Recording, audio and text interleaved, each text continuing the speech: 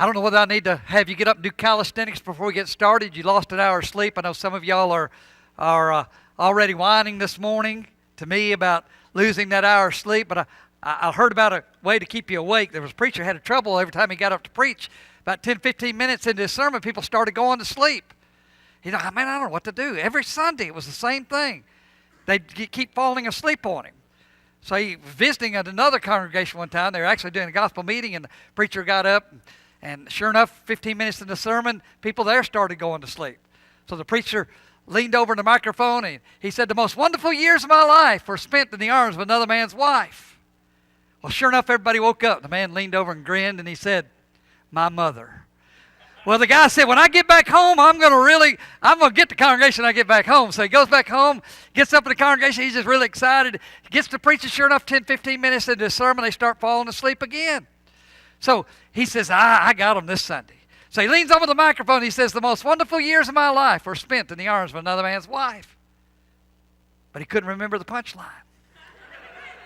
So he thought for a minute. He said, "Well, I've been told if you repeat something, again, that you'll remember it." So he leaned over again. He said, "The most wonderful years of my life were spent in the arms of another man's wife."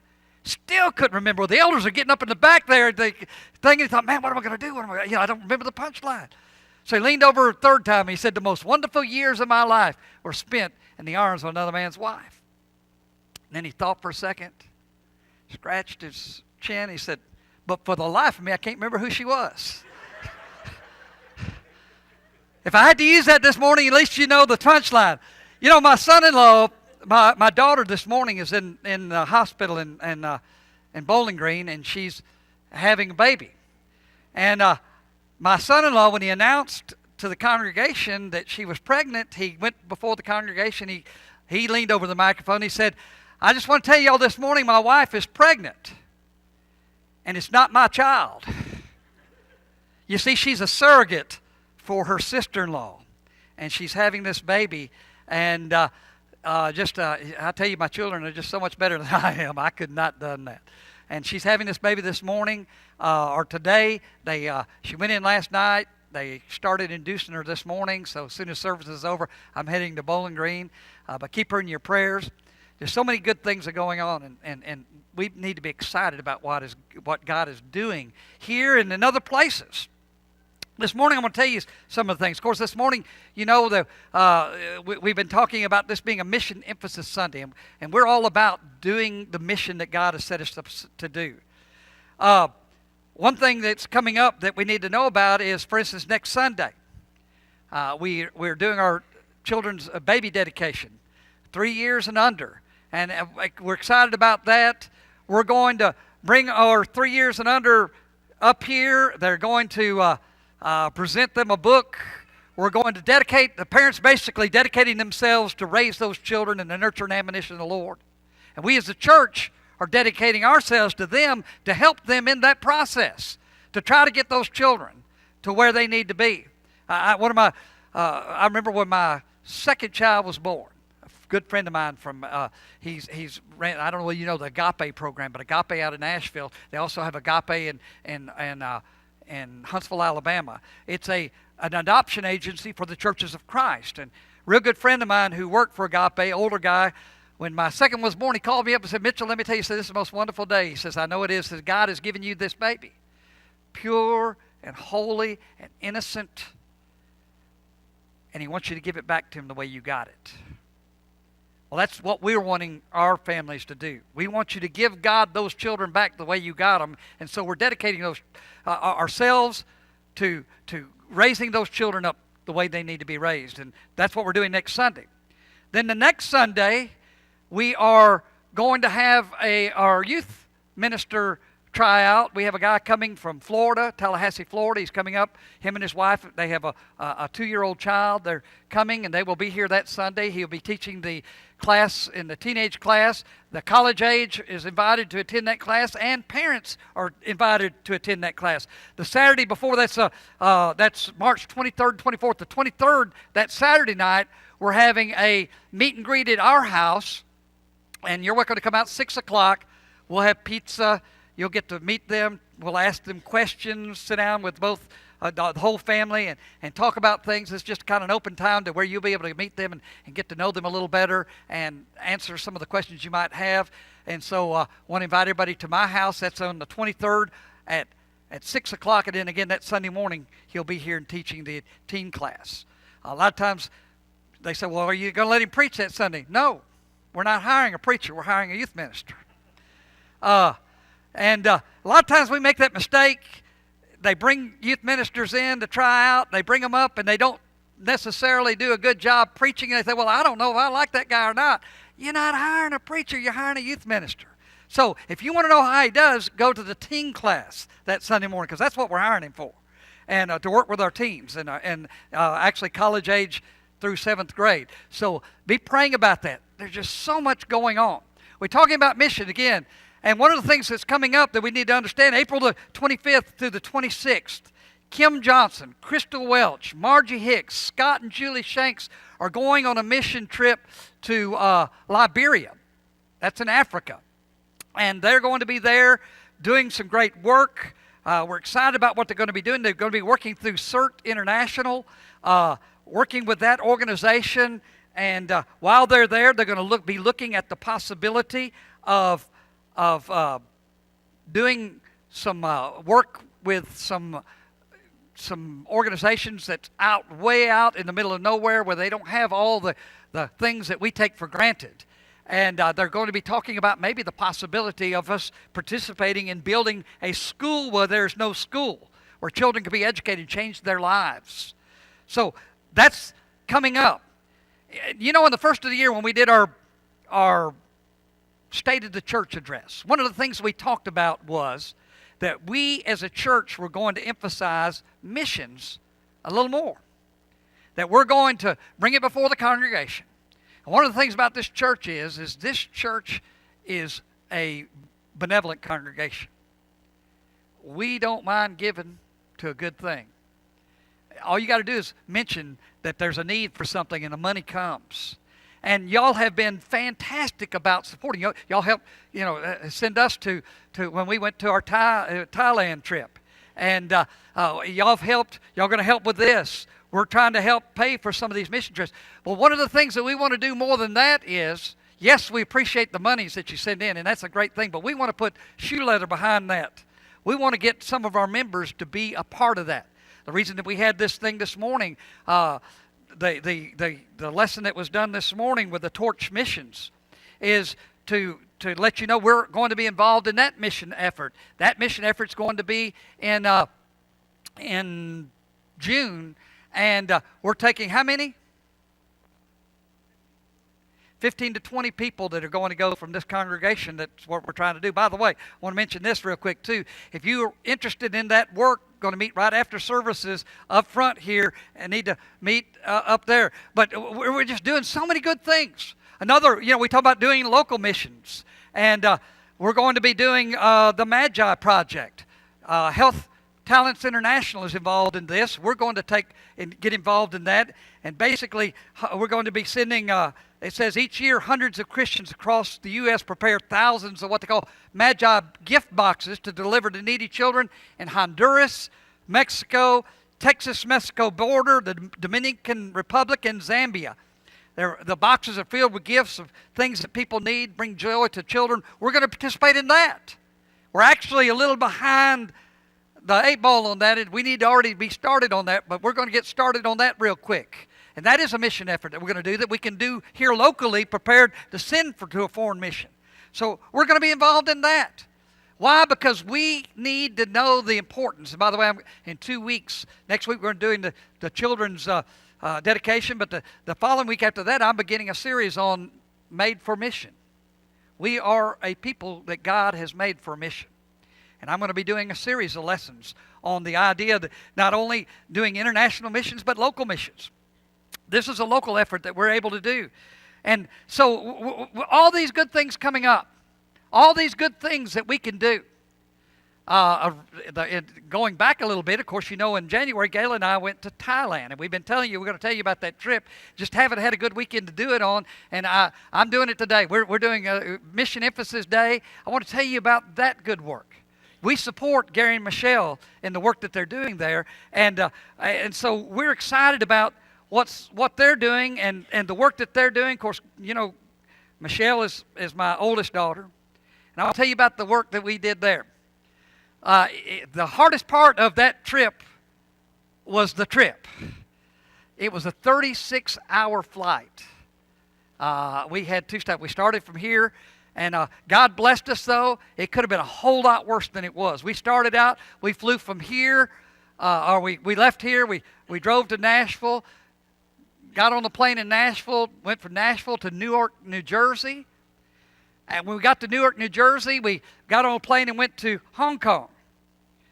And then from Hong Kong to Bangkok. But interesting thing that happened when we were on that trip was we went to Newark, New Jersey. I got back. When we got back, I was watching the news, and Fox News was doing a thing about an incident that had happened while we were gone, and they talking about how they were trying to come up with this thing. And basically what happened was when we were in Newark, New Jersey, we got on the plane to go to Newark, New Jersey, and we wound up, I looked out the window. We were on the tarmac. We were going down the runway, and I looked out the window, and I poked Gayla. I said, Gayla, look out the window there. She said, what? I said, there's a drone flying across there beside us going down the runway here. And they put on the news. It said, this is what was on. I just copied this right off the thing. New York pilot says, drone probably 20 feet to 30 feet from the wing. And I saw that out our window. I didn't know that it was that big a deal. They shut the airport down for 8 hours. Had we been 20 minutes later than we would have added another 8 to our 36 hours that we were there. But we made it to Hong Kong, and did we were there, and while we were flying, of course, long it's a 16-hour flight from Newark to Hong Kong.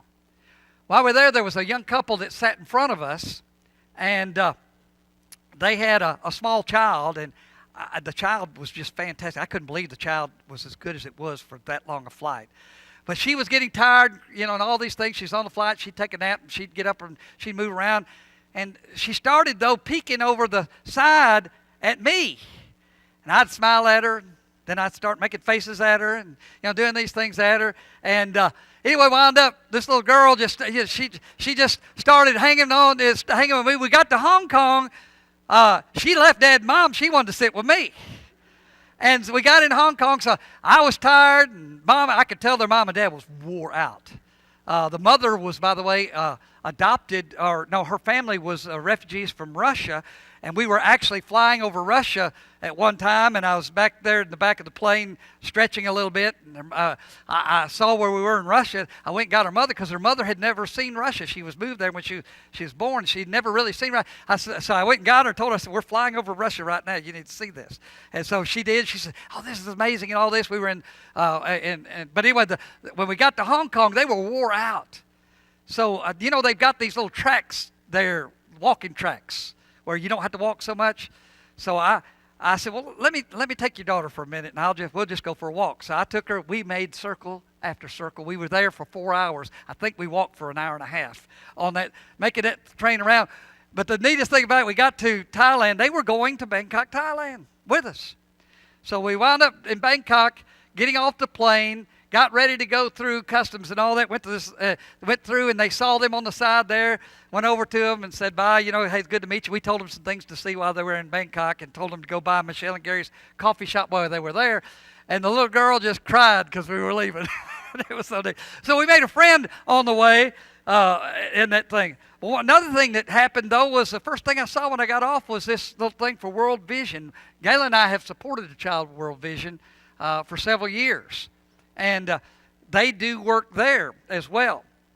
Of course, the first thing we see is Michelle when we get to the thing there. We are at the airport, getting ready to pick up my mom and dad. So you call Mom and Dad. We just saw them on the screen, so we know they're getting close. It's midnight, like after midnight.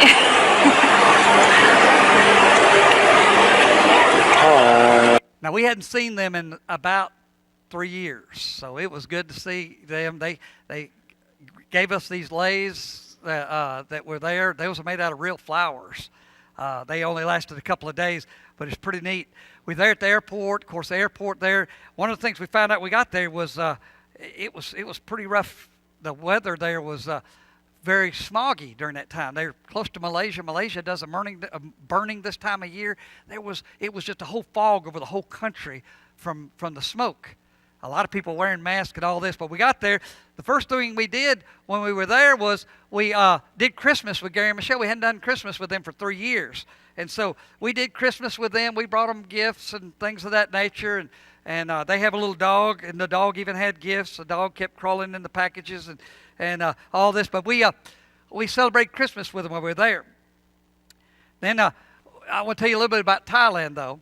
Thailand is a nation of a population of 68,169,000 or 139,238 people is what they say. Bangkok is the largest. Bangkok is the largest city. It's amazing. They speak Thai. Their alphabet has 62 letters in their alphabet, and it looks like scribbles to me. My son-in-law is fluent in Thai, and it's interesting. The government, it's a monarchy. They have a king. Their king died about a year and a half ago. He was the longest reigning monarch in the world. Died, and they thought it would be a big thing. His son is now the king, and things of that. Michelle, by the way, Bangkok is if you don't know, it's a tropical place. While it was 0 here, it was 90 degrees there, and we were in their winter. I'll tell you a little bit about that in just a few minutes. But here's Michelle and Gary explaining a little bit about this. Is a little older video, but it gives you a little bit of information about it. Sawasdee Ka. We're Gary and Michelle Ford. And we're missionaries in Bangkok, Thailand. Bangkok, Thailand is a big city. One of the first things that people notice about the city when they come is that it's just kind of chaotic and crazy, like just that it's very crowded with people and with traffic. Bangkok, Thailand is a huge city of over 15 million people and less than 1% Christians. Most people are Buddhist or really animistic, meaning they worship different spirits and different things in nature. So it's just a really completely different world than what we're used to in America.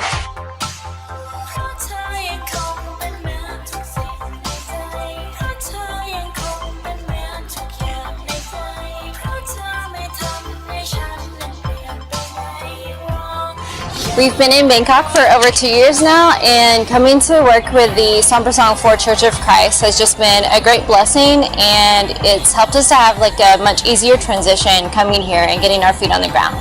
Since we've been here, we've been able to be a part of several different ministries, and it's just been really awesome to see God's leading and His working in all of those.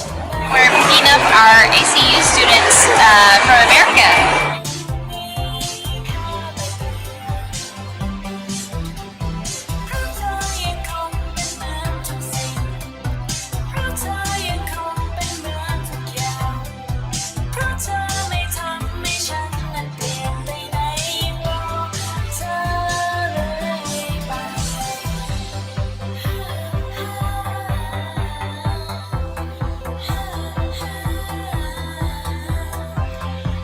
So when we first came, we helped Sampasong 4 with different outreach and evangelism efforts using English. We taught English at the church building, the English club, and also one-on-one. And also we used to do English club at the Swanisat Nursing School.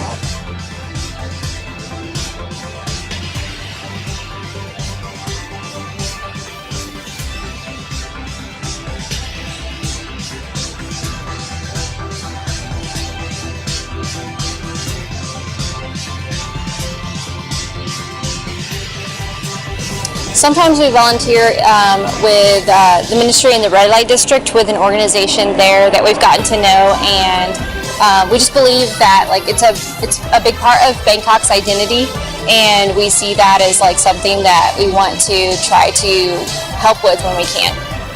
As Bangkok is full of different social issues, we've been able to get involved in urban refugees, helping some minister to the Red Light District, and doing a little bit just different things to show love to some of the slum communities here in Bangkok.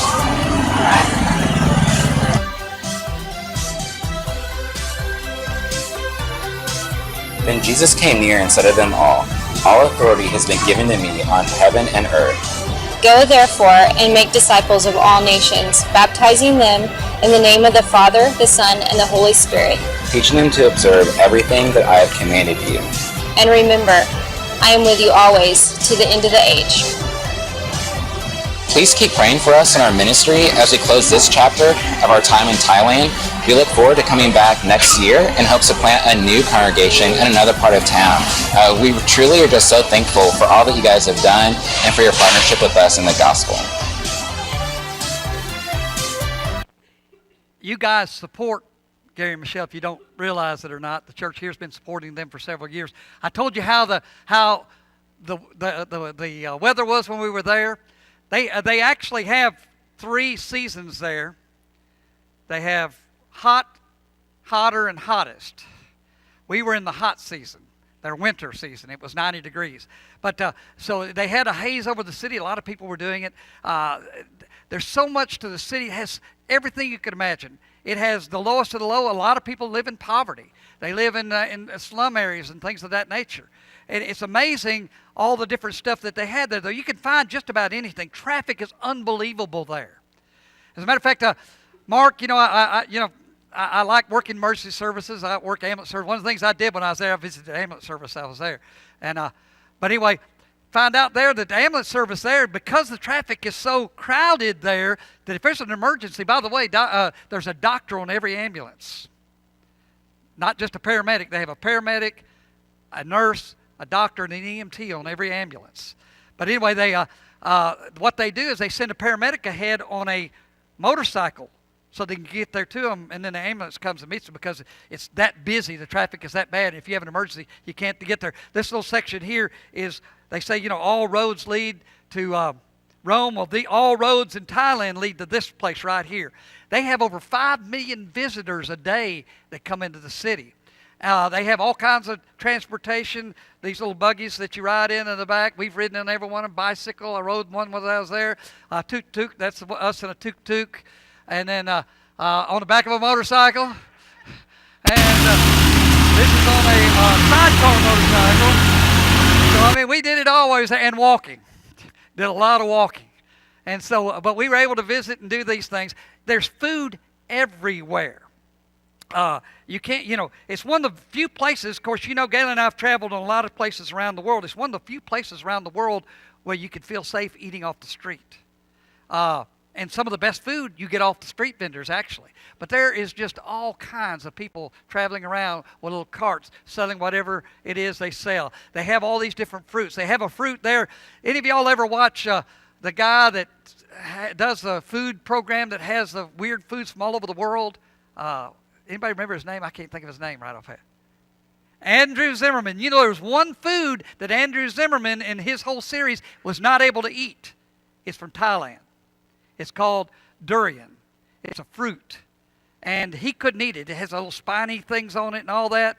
So one of my goals was when I went over, I wanted to eat the very thing that he couldn't, and I did. I ate durian while I was there. It smells like dirty feet. I tell you, it smells so bad that there's some parts of the country where it's illegal to eat it on the street because it smells so bad. But they have all these different fruits and everything. You can find in all that stuff there. You could probably find some fried grasshoppers and things of that nature. But they have all kinds of things. And some of the food is really delicious. They're making it in a walk right there on the street. You just walk up and go what you want. They make it right there on the street. But all these different things they have, you can find just about anything you want there. They have some malls that are unbelievable. Like we went into a mall that was like 10 stories high that had nothing but stuff we couldn't afford anything in. And it was we did go to the movie while we were there. I tell you, it was amazing. I've never been anything like it. To tell you you've got slums with people with nothing, and then you've got these areas that have unbelievable. We went to a movie theater. We took Gary and Michelle out to a movie. We went up there, and they had this thing. For $30, you could get this thing where you could have a meal with your movie. So you go an hour early, they serve you a meal. It was laid out.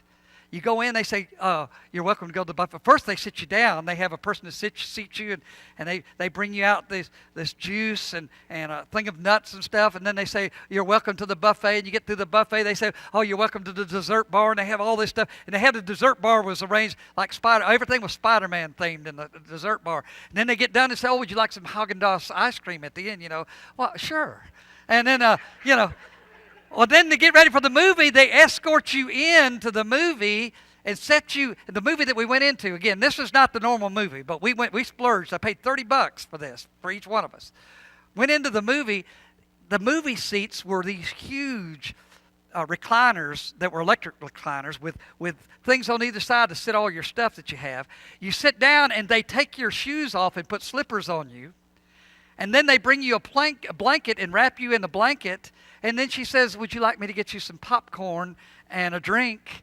And what flavor popcorn? You can have crab flavored, or you can have regular, or you can have a sweet popcorn, and all these different things. I've never been to a movie, and some of you might want to ask me, I've never seen a bathroom like that either. But anyway, I told Gayla, I could get used to that. But most people in the country never experience that. It's just amazing, the contrast.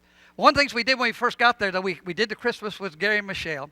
Then we took them, we also paid for this for them too. We took them off for 3 days. We went to a little island and spent some time away from the big city on a little island for 3 days, and it was fantastic. We rode in a traditional Thai boat.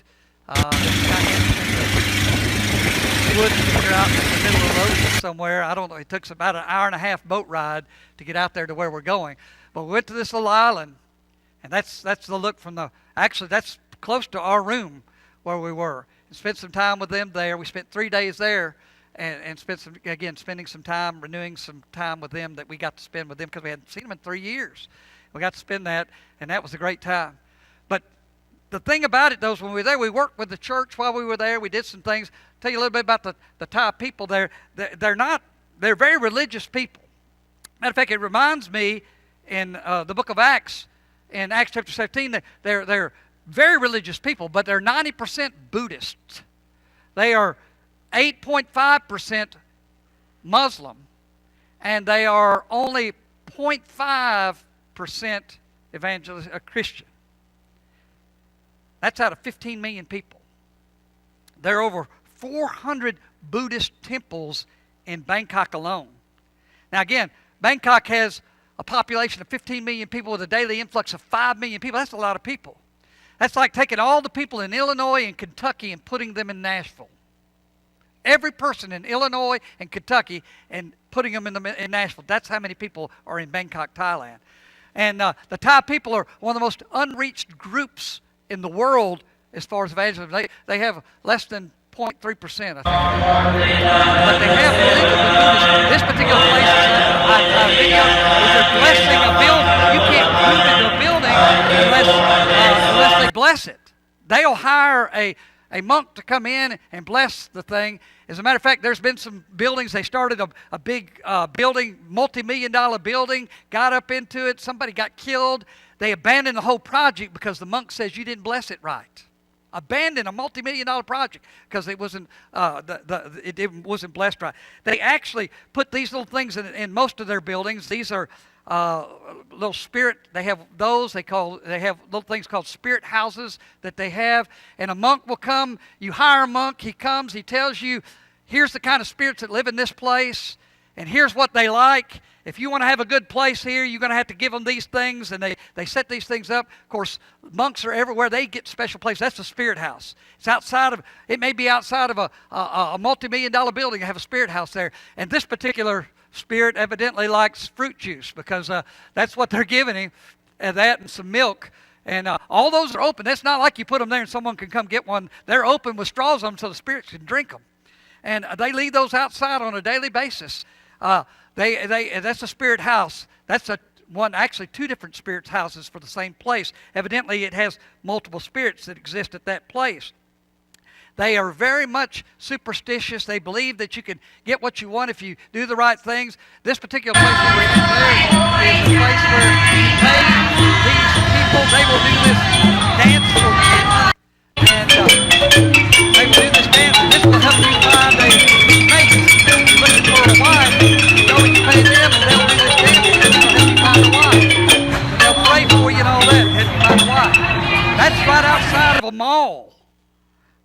Those kinds of things. I mean, the people are everywhere doing these kinds of things. It reminds me of when Jesus, when Jesus went to Jerusalem, saw the people. He says, "You've been doing the things they were doing,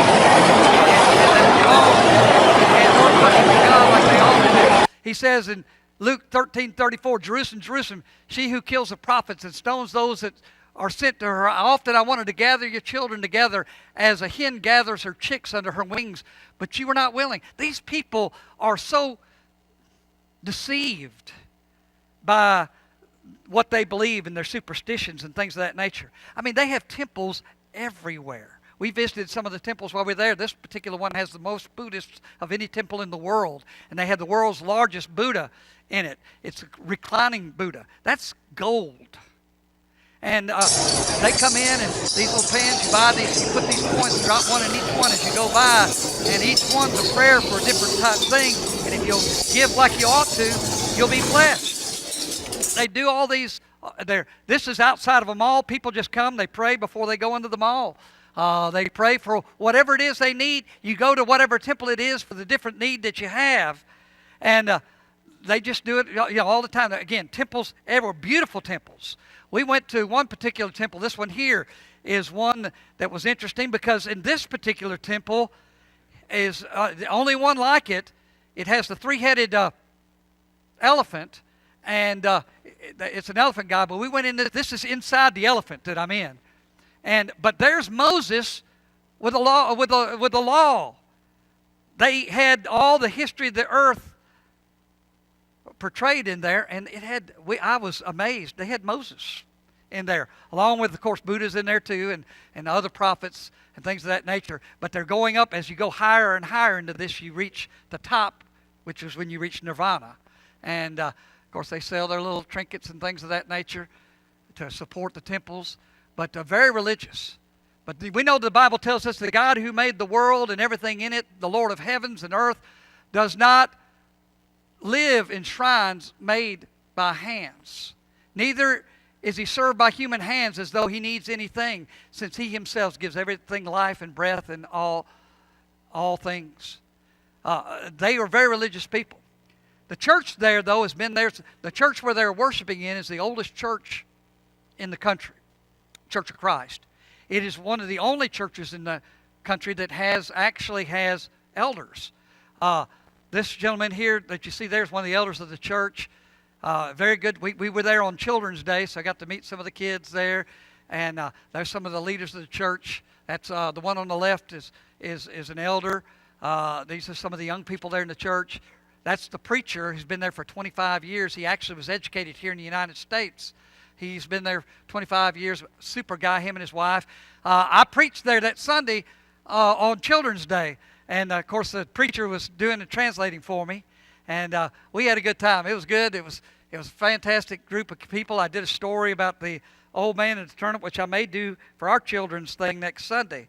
We did have him come up and do some things with it. And we did that. The kids, they sang songs for the kids.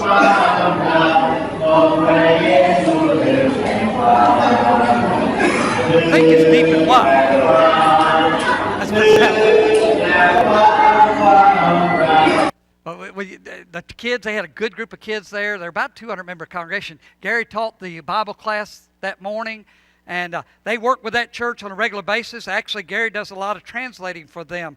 They have all their services are translated because they have visitors there from that speak English all the time, and he does a lot of that. They also have some girls do that. One of the works that they work in, we visited while we were there, is the City Lights. Michelle and Gary mentioned that little video that I showed you. City Lights is right there on the red light district.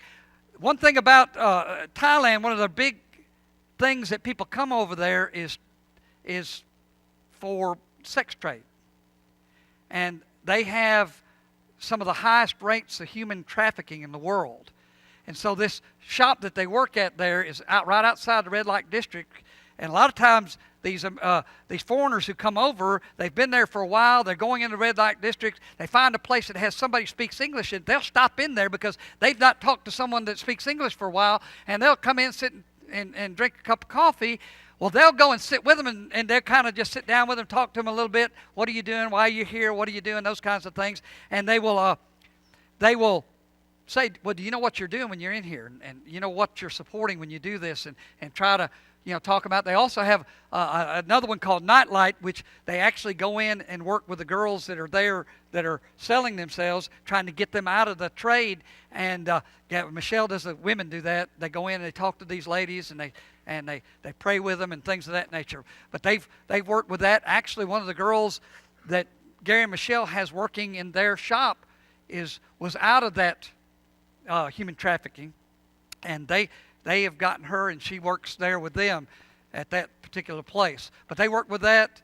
It's a little coffee shop there. And then, of course, Gary and Michelle have a unique mission that they do there with the La Mesa coffee shop that they opened. The La Mesa coffee shop is, and they have been very sought after by our schools in the Brotherhood. Because of the technique that they're using, they're actually trying to build a mission work where they can be self-sustaining rather than always be under, needing support from the United States. By doing this, and they're making a lot of progress in that. They have these girls, two of the girls that work with them. We brought them Christmas presents too while we were there. They were so excited to get their stuff. There's 3 girls that work with them in their shop, and they reach out with that. They're going to the church. They're actually getting ready to start the church in the floor above them. That's their coffee shop that they work with. And the coffee that we had this morning, by the way, is La Mesa coffee. They ground it for us and sent it to you, so if you got to taste that before you leave. But they have a great shop. They're doing a great thing. They're, again, trying to reach out in the community. People come in, sit. They do Bible studies. They have the second floor up there where they're doing the work with that. Michelle does all the baking for the shop. And Gary, again, is running the shop. They do a fantastic job and a lot of outreach. They were actually ranked in the top 50 coffee shops in that country, and they were put in the magazine Home and Garden magazine for Thailand. They were featured in that magazine. So doing a good work there. But not only are they doing that through the coffee shop, but they're also helping the tribe communities through their coffee shop.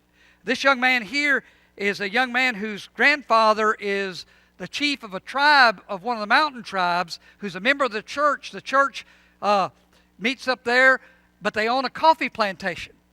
So a lot of these coffee plantations will sell their coffee to Folgers or Maxwell House or someplace like that, and they get like nothing for their coffee. The time it goes through all the, we buy it, it's gone through 10 hands, and they don't make that much. So they're buying direct from those. They're making from those farmers, and he's bringing coffee beans to Gary, the grandson is, and they make a whole lot more money out of it through that than they would going through these corporations and all. And so they're working through those tribes. They make visits up to the tribes every now and again. They do medical mission works and things like that, and carry groups up there. They have a thing. But one of the things, the big things, and I'm going to end with this, is they work with the refugees there. There's a tremendous number of Pakistani refugees that are in Thailand. The reason they're there is because the cheapest ticket you could buy out of the country is Thailand. And so they'll come over there and they try to get refugee status, but it takes about 2 years to get refugee status in Thailand. They're going through, and these people go through the the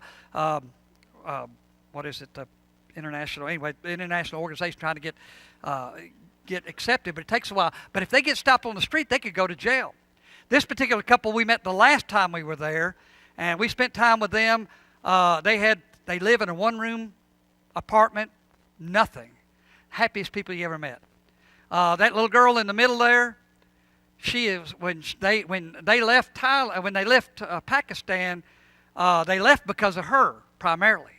They got people coming by. They're not Muslim, they're Christian. Well, the Muslims, of course, you've heard all these stories. The Muslim came by and told them, you either have to convert to Muslim or you have to pay us like $15,000. Well, they didn't have $15,000. They said, we're not converting to Muslim. They said, if you don't, we will kill you. And they said, well, we don't, we can't. We're not going to convert to Muslim. We're Christians. We believe in Jesus Christ.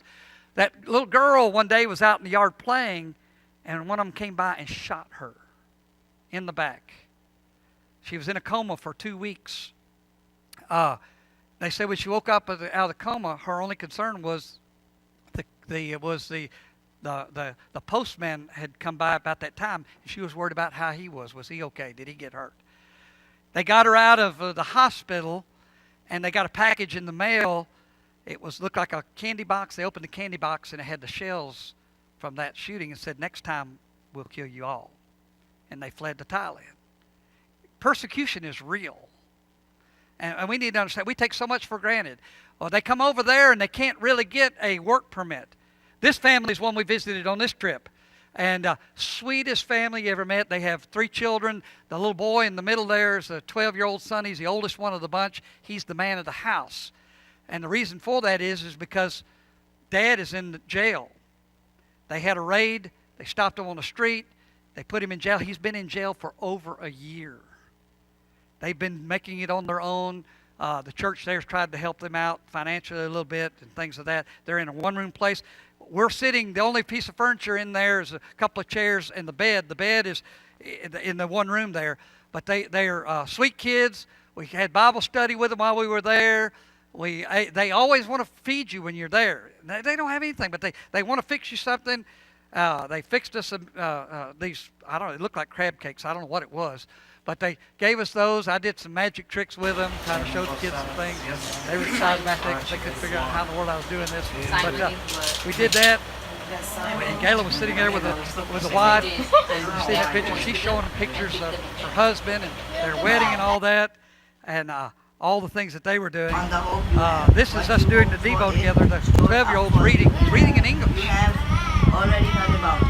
You were told about it when the message of we did study with them, prayed with them, left them some money.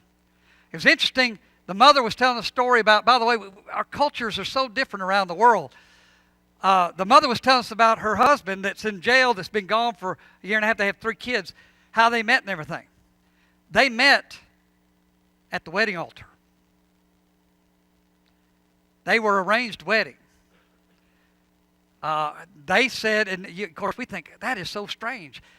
Matter of fact, Gayla said something about that. She said, who better knows you and is going to look after your interest any better than your mom and dad will?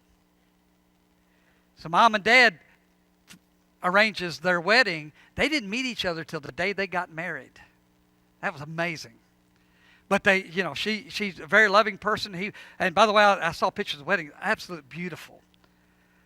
They're over there. All these children without parents. That's part of the work that they're doing while they're there, is working with those refugees. There's so many good things to be done, so many great works that need to be done, and guys, we're doing them. That is part of this work here.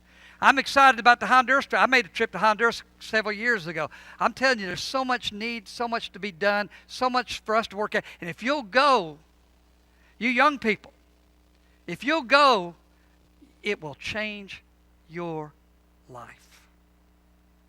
And you'll be doing what God has called you to do. He's called us to go into all the world and preach the gospel to every creature. We're to go into, and we're not to go and make them Americans. We're not to go and change them and the way we think. We're there to show them the love of Jesus that reaches out to every culture and has the answer to everyone's problems. I appreciate the help that you guys have done for us. And by the way, you have a table set up out there with some of the things from Thailand if you want to look at it. Interesting culture. Great need. We appreciate Gary and Michelle and the work that they're doing. Appreciate you who are taking an interest in mission work. Don't forget the meeting right after services this morning for the Honduras trip. I'm telling you, if you will get involved, we get so much more out of those trips than any of them ever get. And you will too. And again, parents, do yourself a favor. Make your kids go on these trips. Because they'll come back and they see that, you know what, you can be happy and not have everything. You can be happy and not have the latest phone, or even have electricity in your house. You know, we're talking about one of the, I think they're talking about one of the houses that they were building. Was it you telling me about the one where they were building the house, they went ahead and wired it up for electricity, but there wasn't electricity for 30 miles away. They were hoping one day it'd get there. Guys, we take so much for granted. We take just our freedom of coming together and meeting like we do here without worrying about persecution. Guys, whether you realize it or not, we hear about the persecutions that go around the world. Persecution right now is as high as it's ever been in history. We just don't hear about it. And so we need to be appreciative of what we've got. And we need to be involved in the things that we can be involved in helping our brothers and sisters around the world. Now this morning, again, we're thankful for this church and the work, and we want to encourage you in that. And that's the reason we're having this day that we're celebrating missions. And so excited about the opportunities that we have and the opportunities that we have had.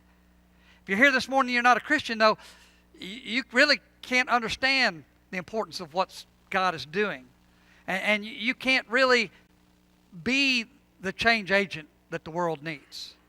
But if you're here this morning, you believe in Christ, you're willing to turn from your sins, confess your faith, be baptized for the remission of your sins, you can be added to the body of Christ, have your sins washed away, and you can be that missionary, whether it's a missionary right here in Crossville, Tennessee, or a missionary somewhere around the world. You can be a part of greater things. I know, again, we mentioned the Magi Project, and that's through Health International. What's that? Health Talents International. Larry's been involved with that. How many years? Forever. 30 years or so. Just great works. So don't ever say, well, there's nothing for me to do, because there's so much to be done. Right here and everywhere. And we want you to know what's going on. We want you to be a part of it. Again, if you're here this morning, maybe you need the prayers of the church. Maybe you need to become a Christian. Whatever your need might be, this morning I want to encourage you as we stand. We offer the invitation.